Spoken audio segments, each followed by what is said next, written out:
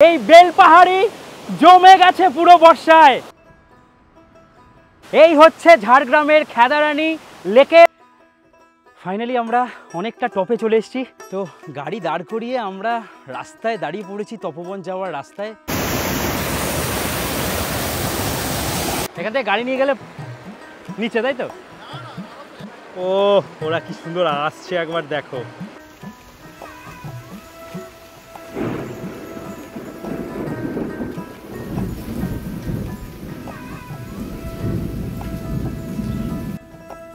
এই বর্ষায় আমরা ছুটে এসেছিলাম এক অচেনা শান্তির খোঁজে। শহরের কোলাহল ছেড়ে ভেজা ট্রেন লাইন আর রাস্তাগুলো পেরিয়ে পৌঁছালাম ঝাড়গ্রাম। আর সেখান থেকে আমাদের গন্তব্য গোপীবল্লভপুর। নদীর পাশেই সবুজ ঘেরা এক টুকরো স্বপ্ন। সেই নামটাই যেন বলে দেয় সব কিছু। নদীর বাড়ি। এই বাড়ির জানলা দিয়ে দেখা যায় নদীর স্রোত, শুনতে পাওয়া যায় প্রকৃতির নিঃশব্দ ডাক, টিনের চালায় বৃষ্টির শব্দ আর সকালের চায়ের কাপের উষ্ণতা মিলে যায় যেন এক অনবদ্য অনুভূতিতে। এখান থেকে আমরা ঘুরে এলাম ঝাড়গ্রামের বিভিন্ন জায়গা, গোপীবল্লভপুরের কিছু সাইট সিন, আর বেলপাহাড়ির ধোঁয়াটে সবুজে হারিয়ে গেলাম কিছুক্ষণ। প্রতিটা মুহূর্তে ছিল এক ধরনের নির্জন শান্তি, যেখানে কেবল তুমি আছো আর আছে প্রকৃতি। দুদিন, খুব বেশি নয়, তবে এই সময়টুকুই যেন অনেকটা কিছু ফিরিয়ে দিল। নতুন করে নিঃশ্বাস নিতে শিখলাম আর বুঝলাম ছুটি মানে শুধু জায়গা বদল নয়, ছুটি মানে নিজেকে আবার খুঁজে পাওয়া। এই বর্ষায় যদি একটু নিজের সঙ্গে সময় কাটাতে চাও, তাহলে চলে আসো গোপীবল্লভপুর আর একবার সময় কাটিয়ে যাও এই নদীর বাড়িতে। তুমি ঠিক বুঝে যাবে কেন এই জায়গাটা এতটা আপন।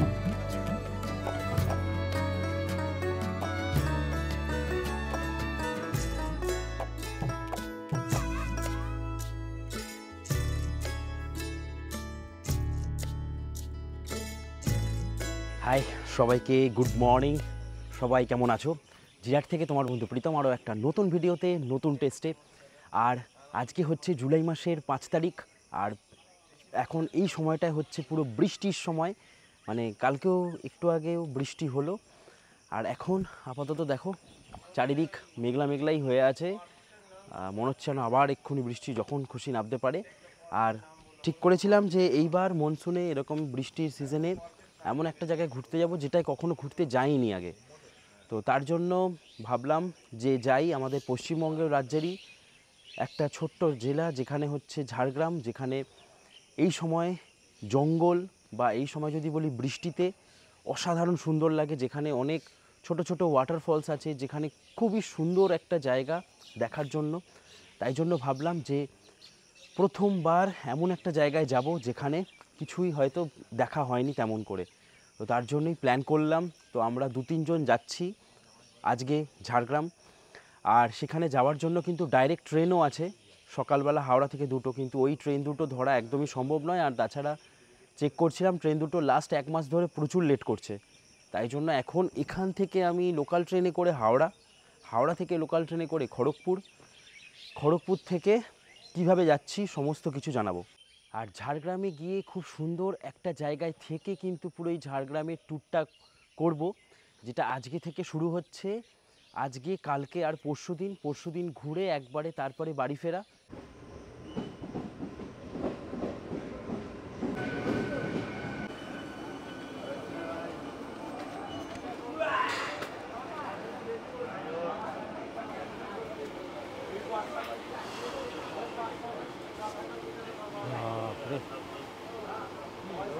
ট্রেন ফাঁকাই আছে।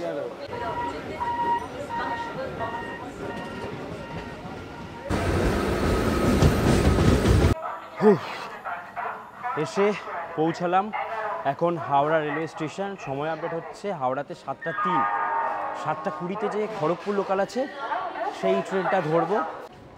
এখন হাওড়া থেকে বেরোলাম একদম 1 থেকে 15 নম্বর প্ল্যাটফর্মে ওখানে দেখলাম যে প্রথমে দেখাচ্ছিল 11 নম্বরে দেবে, তারপরে লেখা দেখালো হচ্ছে গিয়ে একদম নিউ কমপ্লেক্সে যাই। এখন ওখানে এই বাইরে দিয়ে যাচ্ছি মেট্রোর সামনে দিয়ে। ট্রেন 7টা 20-তে দেওয়ার কথা, 7টা 25-এ দেখালো যে ট্রেন দিচ্ছে এখানে। ভাবা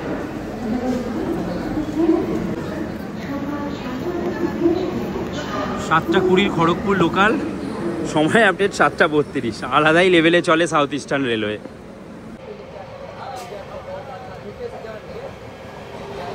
যাই হোক, ভাগ্যে যা লেখা থাকে এটাই হয়। আজকে অর্ণব আসার কথা ছিল, অর্ণব সকাল থেকে ফোন ধরছে না, সেই 5টা থেকে ফোন করছি।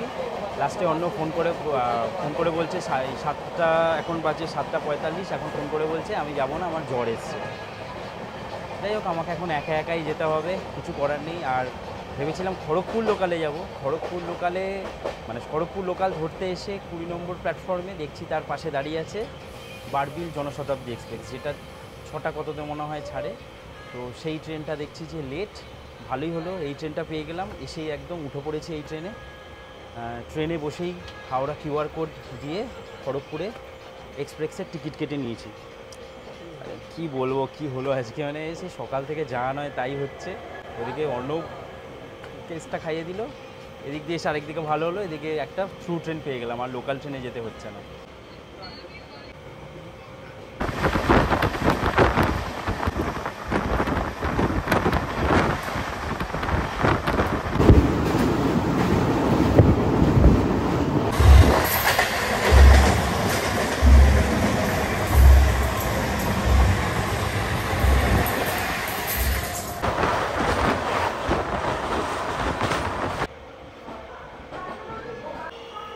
ট্রেনটা তো মাথায় ছিল না এটা ঝাড়গ্রামের উপর দিয়েই যাবে। তো ট্রেনে বসে আবার খড়গপুর থেকে ঝাড়গ্রামের টিকিট কাটলাম। কি করে না, ইউটিএসের QR কোড দিয়ে গুগলে সার্চ করলাম খড়গপুরের QR কোড, কেটে নিতে হলো। যাই হোক, কিছু করার নেই। এখন হচ্ছে গিয়ে ঝাড়গ্রামেই গিয়ে নামি, আর ট্রেন যতবার খুশি যেখানে খুশি স্টপেজ দিয়ে দিচ্ছে।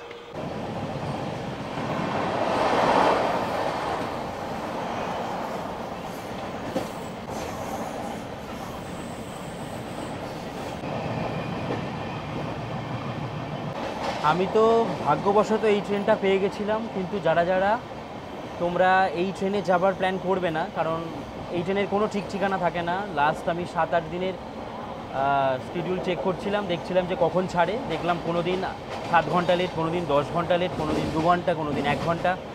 আজকেই 1.5 ঘন্টা লেটে ছেড়েছে। তো আমার প্ল্যান ছিল তো আজকে লোকাল ট্রেনে করেই যাবার।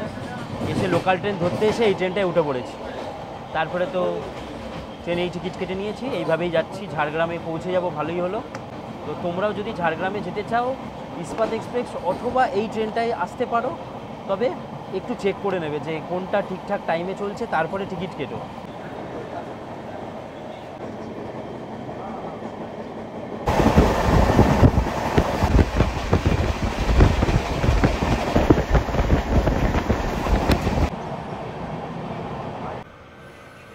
চলে এলাম আমরা ঝাড়গ্রাম রেলওয়ে স্টেশন। আরেকটা কি ভাষা এটা আমি ঠিক জানি না, পশ্চিমবঙ্গের মধ্যেও যে এরকম আরেকটা ভাষাতেও লেখা আছে এটা আমার সত্যিই জানা ছিল না। Welcome to Jhargram. এই যে দাদা নিতে চলে এসছে একদম। চলো বাইরে যাই আগে। তো এই ঝাড়গ্রাম স্টেশনের একদম বাইরেটাতে আমরা বেরিয়ে পড়েছি। আর আমার সাথে মানে আমি যেই ট্যুরে যাচ্ছি, যেখানে যাচ্ছি সেই হোমস্টেতেই হচ্ছে অনিকেত সমস্ত কিছু দেখাশোনা করে। তো আমি যেহেতু প্রথমবার ঝাড়গ্রামে এসেছি, সব কিছু আমি দেখাশোনা করে যেতেও পারবো না, তো ওকে বলেছিলাম আসার জন্য। তো চলে এসছে, বেশ ভালোই লাগলো।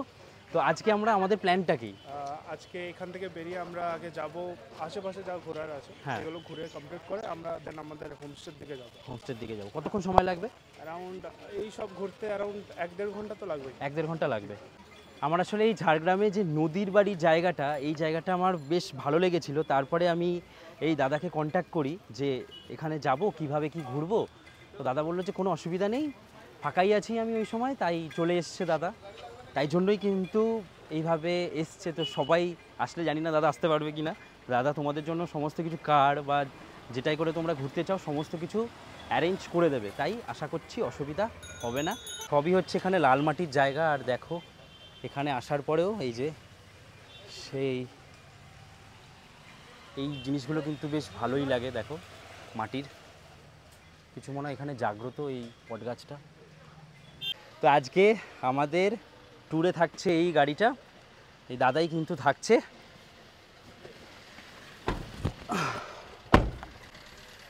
আমরা তাহলে প্রথমে কোথায় যাচ্ছি? আমরা এখান থেকে বেরিয়ে আমরা যাব হচ্ছে ডিয়ার পার্ক। Deer park. প্রথমে আমরা এখান থেকে ডিয়ার পার্কে যাচ্ছি। তো যারা মোটামুটি ঝাড়গ্রাম আসবে তারা এইভাবেই ঘুরতে পারবে? তো এইভাবে ঘুরতে পারবে। এখানে এটা অ্যাকচুয়ালি একটা ট্যাক্সি স্ট্যান্ড। হ্যাঁ, এখান থেকে ওরা কানেক্ট করে এখান থেকেও গাড়ি নিতে পারে। গাড়ি নিতে পারে। হ্যাঁ, এবারে যেমন ফেয়ার হবে সেই অনুসারে বা যেমন কিলোমিটার হয় সেই হিসাবে ফেয়ার হবে। এখান থেকে কি যে টোটো আছে বা অটো কি এসব পাওয়া যায়? টোটো না, ওগুলো অনেকটা সময় নিয়ে নেয়। হ্যাঁ, ওরা অনেকটাই দূর না, ব্যাপার আরো বেশি চার্জেস হয়ে যাবে। এই জন্য সব থেকে বেটার যদি গাড়ি বুক করা থাকে আগে থেকে। হ্যাঁ হ্যাঁ। তাহলে ইটস। আর গাড়ির কস্টিং কেমন কি পড়ে? ওটা ডিপেন্ড করে। ওটা তোমরা তো ঠিক করে দিতে পারবে। হ্যাঁ হ্যাঁ হ্যাঁ, ব্যাস ব্যাস ব্যাস। আমরা বা সবথেকে বেটার হবে ট্যাক্সি স্ট্যান্ডে এসে ট্যাক্সি স্ট্যান্ডে এসে ওদেরকে বলে দিলেই হবে। হ্যাঁ, ওরা অ্যাকচুয়ালি লেটেস্ট যেই ফেয়ারটা থাকে ওটা বেটার বলতে পারবে। চলো সমস্ত কিছু ঘুরিয়ে তোমাদের দেখাবো। এই হচ্ছে সময় আপডেট। আমরা এতক্ষণ এখানে ফেসেছিলাম, পুরো 4টে না 5টা ট্রেন গেল টোটাল। এখন আমরা এখান থেকে বেরিয়ে যাচ্ছি। প্রথমে কোথায় যাচ্ছি? আমরা ব্যাক করছি। হ্যাঁ, আমরা যাওয়ার রাস্তায় পড়বে আমাদের ঝাড়গ্রাম রাজবাড়ি, ওটা দেখে আমরা সোজা হোমস্টে থেকে যাব।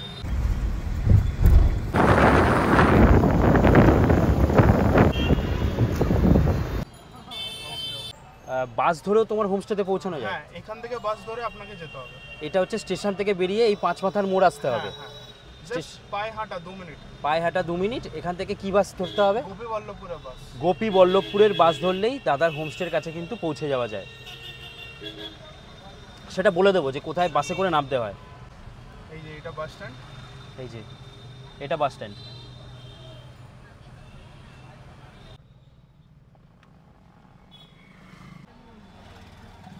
এখন আমরা এসে পৌঁছালাম সাবিত্রী মন্দির। এই এসে পৌঁছালাম আমরা। এখানে এক জনপ্রিয় মন্দির, দেখো লেখা আছে এই মন্দিরে 350 বছর ধরে আজও নিত্য পূজা নিষ্ঠার সঙ্গে চলে আসছে। 1200 সাল থেকে সাড়ম্বরে পালিত হয়ে আসছে। সাবিত্রী দেবী এখানে দেবী দুর্গা ধ্যানে পূজিত হন। এখানে আমরা আজকে আমাদের প্রথম একটা পয়েন্টে এলাম, প্রথম একটা জায়গা ঘুরতে এলাম। এখানে তোমরা একটু পজ করে পড়ে নিও কি গল্পটা আছে। খুব সুন্দর স্বপ্নাদেশে পাওয়া কিন্তু তখনকার সময়। দেখো তৎকালীন মাল রাজাকে পরাজিত করে মল্লদেব উপাধি নেন, তারপরে স্বপ্নদৃষ্ট হয়ে প্রস্তর নির্মিত দেবী মন্দিরটি স্থাপন করেন। আমরা সেই মন্দিরে এসে পৌঁছেছি। চলো এবার আমরা এই মন্দিরের ভেতরে ঢুকছি। খুব সুন্দর কিন্তু দেখতে মন্দিরটা, অনেক পুরনো, দারুণ বেশ।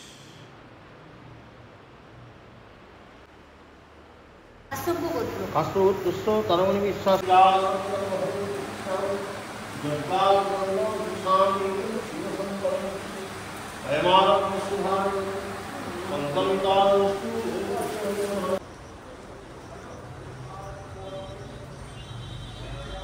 আর এখানেই আছে দুর্গা মায়ের মন্দির।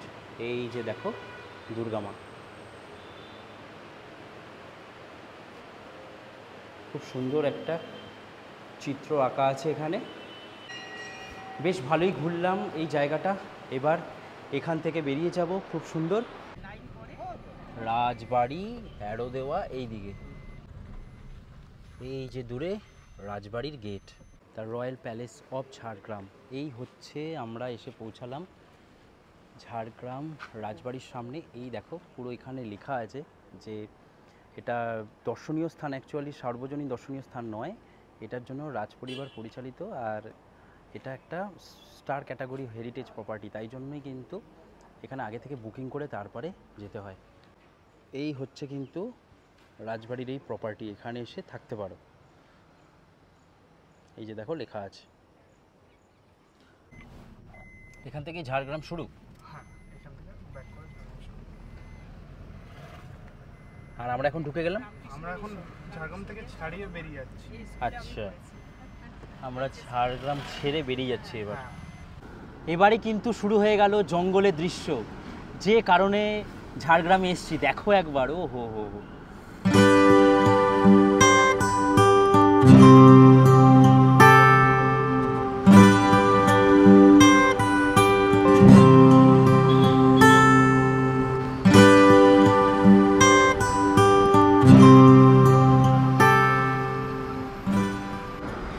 এখানেই এই জায়গাটার নাম কলাবন, কলাবনি।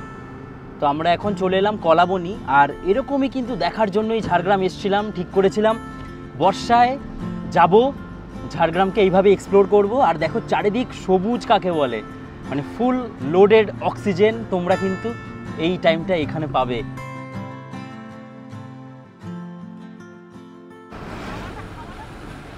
এখন একটু আমাদের চা পানের বিরতি, এইখানে একটা জায়গায় দাঁড়ালাম। এই জায়গাটার নাম কি? ব্রিজটা লোধাশুলি ব্রিজ। তো এই লোধাশুলির এখানে আমরা এসে দাঁড়ালাম। যারা কলকাতা থেকে আসবে তারা একদম, একটা বাসও আসছে কলকাতা থেকে। এই বাসটা আসছে কলকাতা থেকে। এটা বহড়াগোড়া যাবে। ও, কোথায় যাবে? এটা বহড়াগোড়া। বহড়াগোড়া হচ্ছে তোমার কে অঞ্চল লেখা আছে?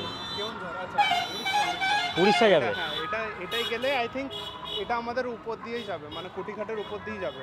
ও, মানে এটা কলকাতা থেকে ডাইরেক্ট বাস পাওয়া যায়? ডাইরেক্ট বাস পাওয়া যায়। আর এমনি এসি বাস তো আছেই। বাবুঘাট থেকে ডাইরেক্ট বাস আছে বারিপদার। বারিপদা, আচ্ছা। ওইগুলো চেপে গেলে আই থিঙ্ক ওই 300-400 টাকা নেয়, ওরা ওখানে ড্রপ করে দেয়। বাহ, এটা বেশ কিন্তু ভালো লাগলো। আর যারা পার্সোনাল কার নিয়ে আসবে এখান থেকে এসে এই ব্রিজ দিয়ে সোজা একদম চলে যাবে। এখন আমাদের একটু ব্রেকফাস্ট করে নেওয়া হচ্ছে, সকাল থেকে তো কিছু খাওয়াই হয়নি, সেই খেয়েছিলাম হাওড়া স্টেশন। এখানে চা খেয়ে একদম এই ব্রিজের নিচটাতেই এবার আমরা বেরিয়ে যাচ্ছি আমাদের হোমস্টের দিকে।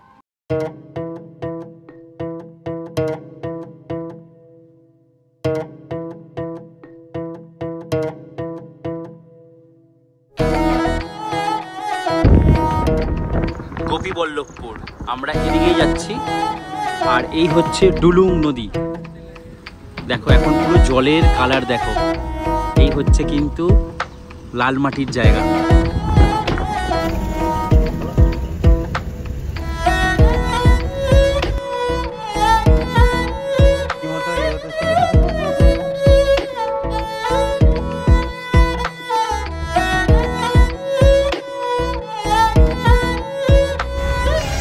এই যে সামনে বাস যাচ্ছে, এই বাসে করে কিন্তু তোমরা একদম ঝাড়গ্রাম স্টেশনের বাইরে থেকে বাস পেয়ে যাবে। 1 ঘন্টায় তোমরা একদম হোমস্টের কাছে পৌঁছে যাবে। এই জায়গাটায় এই যে বাস দাঁড়ালো, এখানটাতেই নামতে হবে, তাই তো? নেমে এবার এখান থেকে কি করে যাবে? ও, এখান থেকে ফোন করলে নিতে চলে আসবে হোমস্টে থেকে, কোনো অসুবিধা নেই। ভালো, বেশ। এই যে বাস বেরিয়ে চলে গেল, আমরা এদিকে ঢুকে গেলাম। এই রাস্তা দিয়ে আমরা যাব এখন। ওয়াও, দারুণ! এই হচ্ছে আমাদের হোমস্টে যাওয়ার রাস্তা, একবার দেখো সবুজ কাকে বলে। এই সবুজের প্রকৃতি দেখার জন্যই কিন্তু এই প্ল্যানটা করেছিলাম, এখানে আসবো। দারুণ দারুণ জায়গা।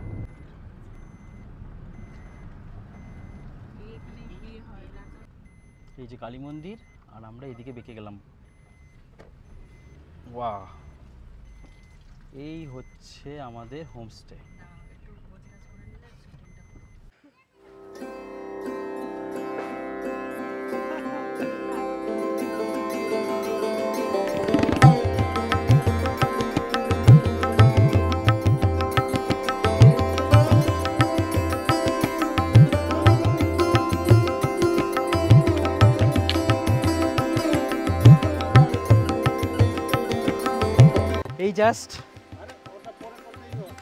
এই জাস্ট বৃষ্টিকে উপেক্ষা করে যার জন্য আসা, এসে আমরা পৌঁছালাম। সমস্ত কিছু ঘুরিয়ে পরে দেখাবো জায়গাটা।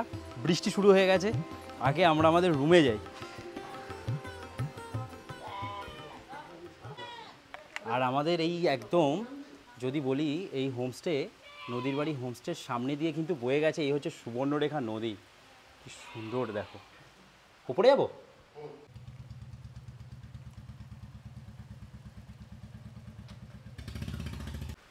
সামনে সুবর্ণরেখা নদী, নদীর বাড়ি।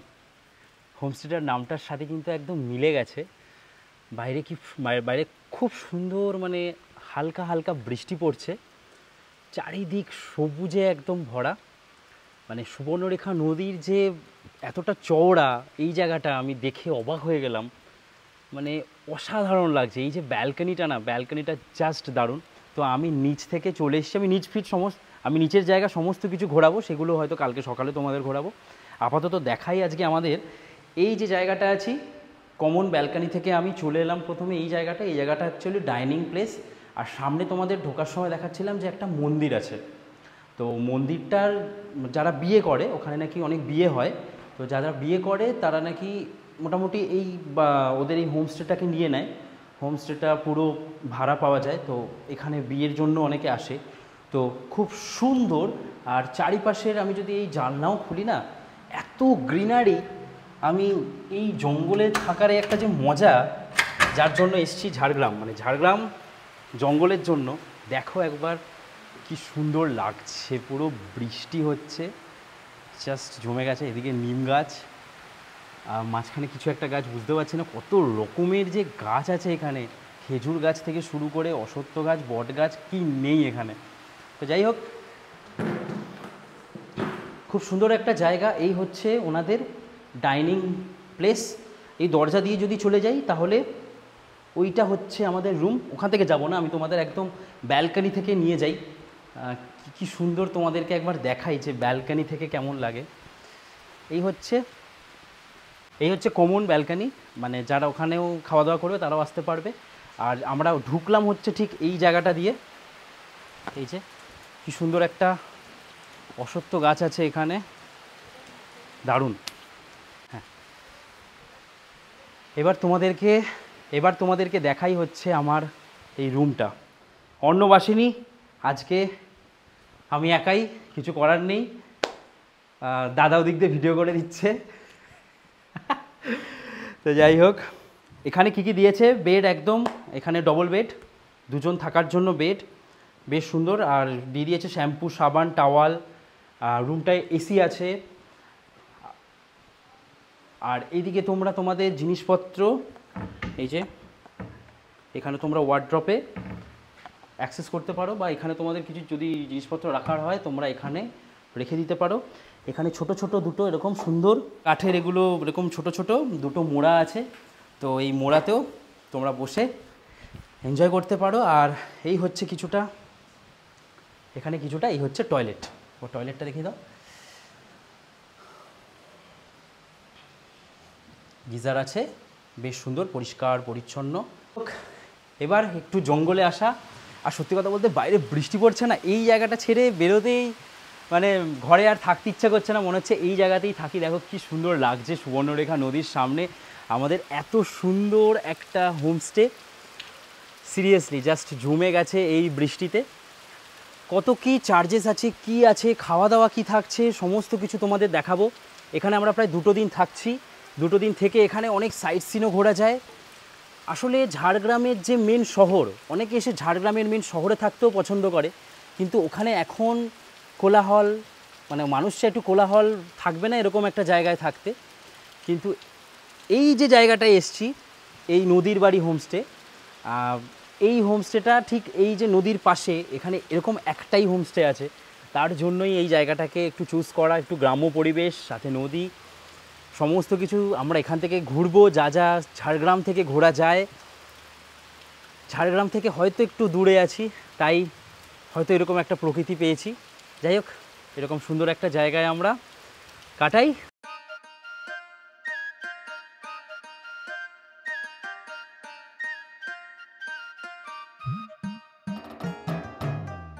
ও প্রচুর খিদে পেয়ে গেছে। খাবারে কিন্তু অনেক কিছু আছে দুপুরের মেনুতে। কি কি আছে বলে দিই।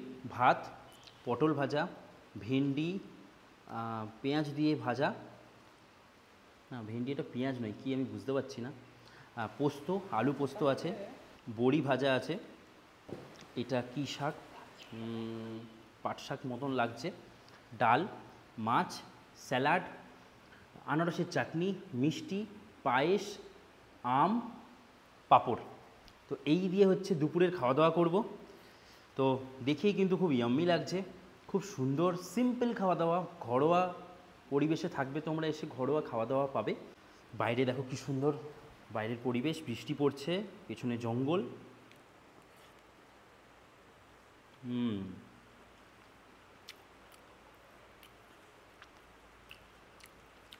দারুণ বানিয়েছে শাকটা, মানে কী দিয়ে ভেজেছে বুঝতে পারছি না, বাট খুব সুন্দর লাগছে। ভাইয়ের মাই হচ্ছে কি সমস্ত কিছু রান্না বান্না করছে। ডাল দিয়ে সঙ্গে করেছে হচ্ছে আলু পোস্ত, জাস্ট বাঙালি প্রিয় খাবার, তারপরে বৃষ্টির মধ্যে দারুণ দুর্দান্ত রান্না। চলো বাকি খাবার আর কি বলবো, খাবার দাবার যা বুঝে গেছি, প্রত্যেকটা রান্না এক্সে বারকারে, সত্যি হোমস্টের মতন খাওয়া দাওয়া। তো এই হচ্ছে কিন্তু সুন্দর একটা জায়গা, এই নদীর তীরে, সুবর্ণরেখা নদীর তীরে। আর এই হচ্ছে আমাদের হোমস্টে। এখন এখান থেকে বেরোচ্ছি দুটো জায়গা ঘুরতে, একটা হচ্ছে তপবন, আরেকটা হচ্ছে রামেশ্বর মন্দির। চলো ঘুরে আসি বিকেলবেলাটায়। খুব সুন্দর কিন্তু জায়গাটা, খুব সুন্দর, মানে এত সুন্দর একটা ওয়েদার এই বৃষ্টির সময়, দারুণ লাগছে। এখানে সব এই যে বালি তোলা হয় নদী থেকে, এই ব্রিজটাকে আমরা হোমস্টে থেকে দেখছিলাম না? হ্যাঁ হ্যাঁ হ্যাঁ।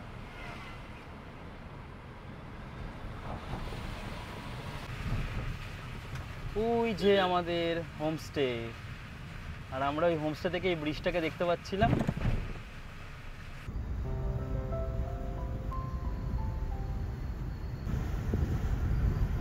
এই যে এখন আমি জুম করে নিচ্ছি।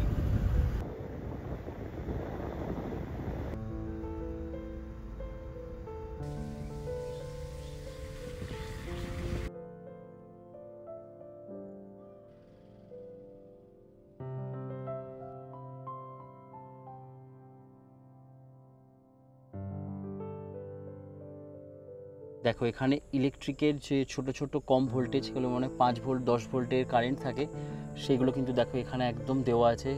যেহেতু এই জায়গাটায়, এবার তোমাদেরকে দেখাই, দেখো কি লেখা আছে, এলিফ্যান্ট ক্রসিং জোন, মানে বুঝতেই পারছো এখান থেকে কিন্তু এলিফ্যান্ট যায়। আর আমাদের গাড়ির স্পিড লিমিট মোটামুটি এই যে লেখা আছে 30 কিলোমিটার পার আওয়ারে আমাদের এই রাস্তা দিয়ে যেতে হবে।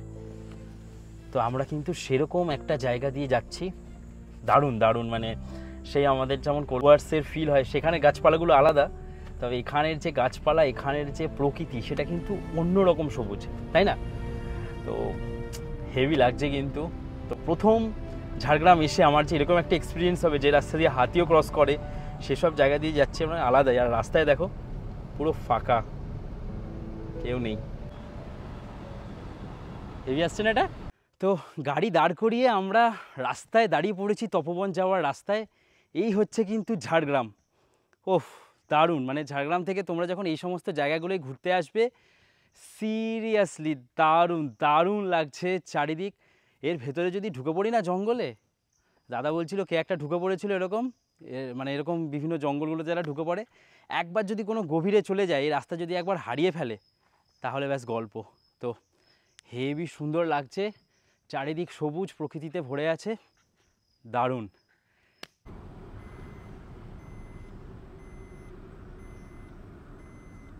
এখান থেকে আমরা ডান দিকে ঢুকে গেলাম, এই যে লেখা তপবন, দারুণ দারুণ রাস্তা।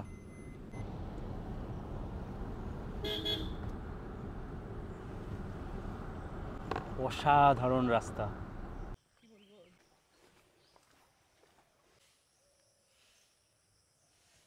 জুতোটা এখানে খুললাম, খুলে এই আমরা ঢুকলাম। লব কুশের জন্মস্থান, সীতা মায়ের মন্দির।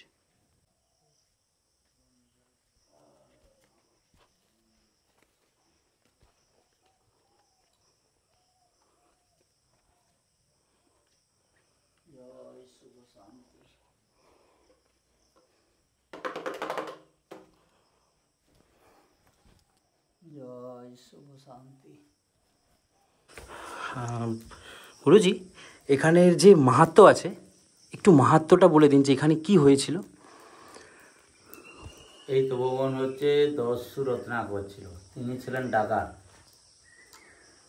তারপর বহুদিন যাওয়ার পরে ভগবান আদেশ অনুসারে ব্রহ্মার নির্দেশ পালন করে মরা নাম জপ করতে করতে রাম নামে প্রবাহিত হয়ে মহর্ষি ঋষি বাল্মীকি হয়ে তিনি এখানে বসে 7 কাণ্ড রামায়ণ রচনা করেছিলেন।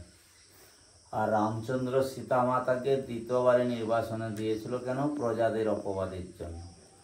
রাজ্যের সীমানার বাইরে লক্ষণ নিয়ে এসে ছেড়ে দিয়ে গিয়েছিলেন। তখন মায়ের ছিল 5 মাস গর্ভবতী অবস্থা। তখন 10ম মাস পূর্ণ হয়, এইখানে লবকুশের জন্ম। এই যে আগুন জ্বলছে, মাতা দেবী আগুন জ্বালিয়ে বাচ্চাদের গায়ে উষ্ণতা তাপ দিত, আতুর ঘর বলা হয়। এখন আতুর ঘর নেই, স্বাস্থ্যকেন্দ্র নার্সিংহোমে নবজাত শিশু আবির্ভাব ঘটে। আর এইখানে ছিল 12 বছর লবকুশ, অস্ত্রবিদ্যা বেদ পাঠ পড়েছিল বাল্মীকি ঋষির কাছে। আবার রামচন্দ্র অশ্বমেধ যজ্ঞ করেছিলেন, সেই যজ্ঞের ঘোড়া ছেড়েছিলেন জয়পত্র লিখে। সেই ঘোড়া ধরেছিলেন লবকুশ। সেই ঘোড়া নিয়ে রামের সঙ্গে অপরিচিত অবস্থায় যুদ্ধ হয়েছিল। যুদ্ধ করে অচৈতন্য করেছিলেন। অচৈতন্যের চৈতন্য সত্তা জাগিয়েছিলেন বাল্মীকি, কুমণ্ডল জনসিঞ্চন করে মহামৃত্যুঞ্জয় মন্ত্রী। তারপর রাম সীতা সবার সঙ্গে শুভ মিলন ঘটিয়ে রামচন্দ্র মাতাকে ফিরিয়ে নিয়ে যান। যাওয়ার সময় সামনে আছে নদীটি সুবর্ণরেখা, সেই নদীর চরে ভগবান রামচন্দ্রের ধনুকের তীর পড়ে গেল। প্রভু রামচন্দ্র রথ থামিয়ে সেখানে রামের নামে রামেশ্বর নির্মাণ করলেন। আর সেইখানে নিজ হাতে প্রতিষ্ঠা করে নাম দিলেন রামের নামে রামেশ্বর। আর একটা রামেশ্বরম আছে তামিলনাড়ুতে, সেখানে রামচন্দ্র করেছিলেন। আর এইটা হলো বাল্মীকি রচিত রামায়ণ তপবন। আচ্ছা, আরও তপবন ভারতবর্ষে 8, 10, 12টা আছে অহল্লা তপবন, বিশ্বামিত্র তপবন, বশিষ্ঠ তপবন, নৈমিষ্য তপবন, সিদ্ধেশ্বরী তপবন, পঞ্চবটী তপবন, মাতঙ্গিনী তপবন, দণ্ডকারণ তপবন, চিত্রকূট তপবন, পার্বতী কৈলাসে মায়ের তপবন, আরও তপবন আছে, অনেক তপবন। ও মানে এখানেই সেই জায়গা যেখানে রামায়ণ রচিত হয়েছিল? হ্যাঁ, এইটাই বাল্মীকি রামায়ণ রচনা করেছিলেন পালি ভাষায়। কি ভাষায়? পালি ভাষা। পালি ভাষা? পালি ভাষা। আচ্ছা আচ্ছা। খুব অন্যরকম কিন্তু একটা ভাইব আছে এই জায়গাটায়, মানে বেশ সুন্দর লাগছে। দেখো একবার, মানে দেখেই বোঝা যাচ্ছে কিন্তু জায়গাগুলোকে যে কতটা পুরনো। আর তোমাদেরকে আমি শোনালাম, দেখালাম যে এখানের কি মাহাত্ম্য। বেশ সুন্দর একটা জায়গা।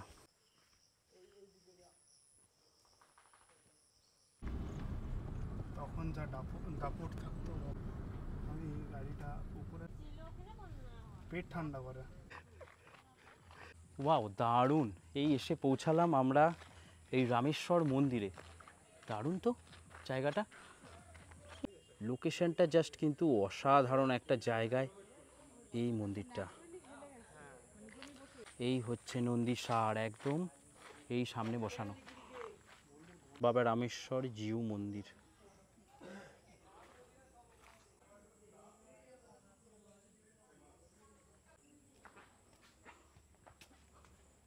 চলো আমরা এখন একটুখানি ভেতরে দর্শন করব।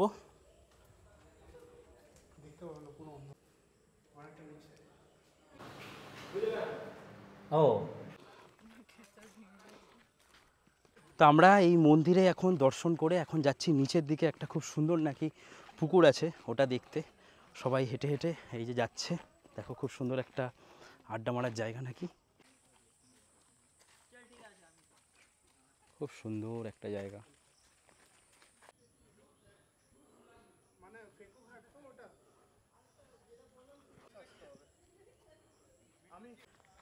এই হচ্ছে এখানের এই রামেশ্বর মন্দির, আর এই হচ্ছে গর্ভগৃহ। মন্দিরটা কিন্তু প্রচুর পুরনো। এইগুলো হচ্ছে কিন্তু মন্দিরের যে মেন পিলারগুলো, সেগুলো এখনও আছে। তারপরে এই মন্দিরটাকে এখানে আবার নতুন করে তৈরি করা হয়েছে। যাই হোক, খুব সুন্দর একটা জায়গা ঘুরলাম। আর এখানে কিন্তু মনে হয় নন্দীসার অনেকেই মানদ থাকে, তারা হয়তো দেন। এই উপরে যে নন্দীসার আছে সেটা নয়, অনেক নন্দীসার দেখলাম বাইরে রাখা আছে। এখানের মানদ মনে হয় এটাই। ভিতরে গেছিলাম, ভেতরে গিয়ে জিজ্ঞেস করলাম যে এখানের কি মাহাত্ম্য। বললো যে এখনও পর্যন্ত কেউ জানে না যে এখানের কী মাহাত্ম্য। এটা নাকি বহু পুরনো একটা মন্দির।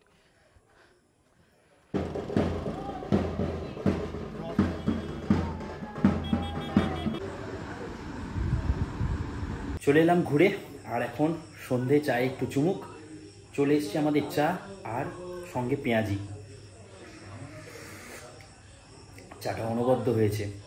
আর আরেকটা জিনিস হচ্ছে, এই যে জানলা খুলে দিয়েছি, এদিকে দরজা খুলে দিয়েছি, বাইরে যে নদীর হাওয়াটা না, সেটা দুর্দান্ত আসছে। মানে ফিল করতে পারছি এখান থেকে যে একটা হাওয়া আসছে।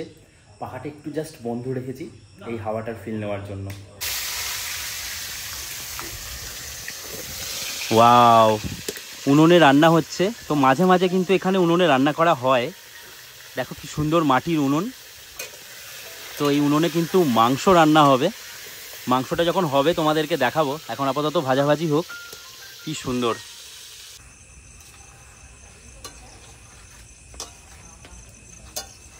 দেখো, হোমস্টেতে এসছি, যদি একটা বাড়ি বাড়ি ফিল না থাকে তাহলে আর মজা কোথায়। তো এখানে কাকিমা মাংস রান্না করছিল, কাকিমা কাকু সবাই আছেন। তো আমি বললাম যে একটু আমিও খুন্তি নাড়ি, তাই জন্য চলে এলাম।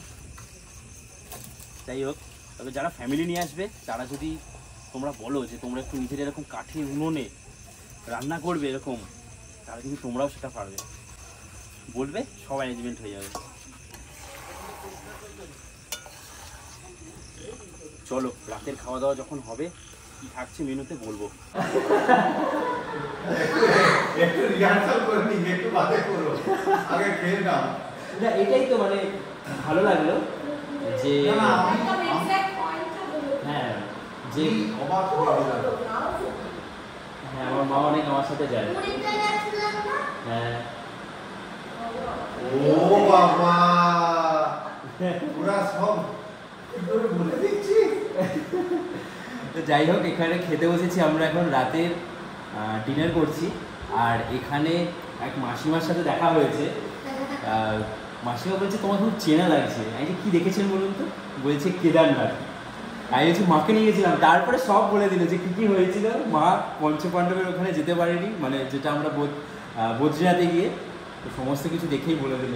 ভালো লাগে যে দেখে সবাই, ভালোই লাগে। রাতে আলু ভাজা এটা দিয়ে খাওয়াতে হলো। আর এখন হচ্ছে চিকেন। দেখছিলাম আমরাও, মানে আমরা অনেকেই ছিলাম ওখানে, কাকিমা, ভাই, কাকু, সবাই এই হোস্টেলে যারা যারা আছে সবাই মিলে আমরা একদম ওখানে গিয়ে জমিয়ে উনুনে রান্না হচ্ছিলো। আজকে উনুনে রান্না করা মাংস দারুণ লাগে। আমার বাড়িতেও হয় মাঝে সাঝে। তো বেশ সুন্দর, কিন্তু একটা আলাদা একটা ধোয়া ধোয়া একটা গন্ধ থাকে, ফ্লেভার থাকে, ওই জন্য কিন্তু বেশ ভালো লাগে।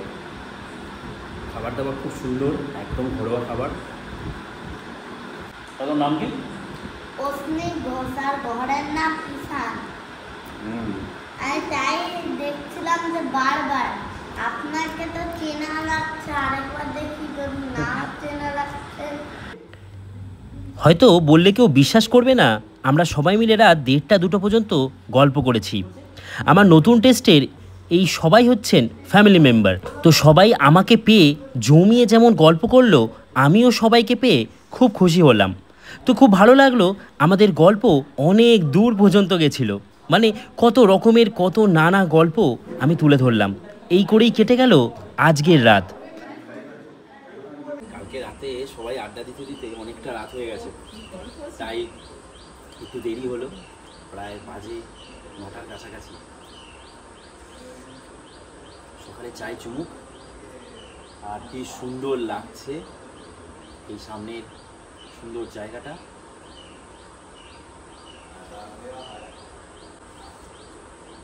আজকে আমরা কিছু এই চারপাশ ঘুরবো, কী ঘুরছি তোমাদেরকে বলবো। আর বেলপাহাড়ি ঘুরতে যাবো হচ্ছে আগামীকাল। আজকে আমাদের ভেবেছিলাম বেলপাহাড়ি যাবো, কিন্তু আজকে নয়, কালকে যাবো। পরের পর্ব সবার জন্য খুব ইন্টারেস্টিং হতে চলেছে। পরের পর্বে আমরা অনেক কিছু ঘুরে দেখব এই গ্রামের চারপাশে। এছাড়া আমরা ঘুরব বেলপাহাড়ি। তাই অপেক্ষা করো পরের পর্বের জন্য। চলো, দেখা হচ্ছে তোমাদের সাথে পরের ভিডিওতে। তোমরা ভালো থাকো, খুব ভালো থাকো, আরও ভালো থাকো। টাটা। আর আমরা গেছিলাম হচ্ছে এই যে লেকটা, দেখো লেকটাকে পুরো এখান থেকে দেখা যাচ্ছে। অসাধারণ।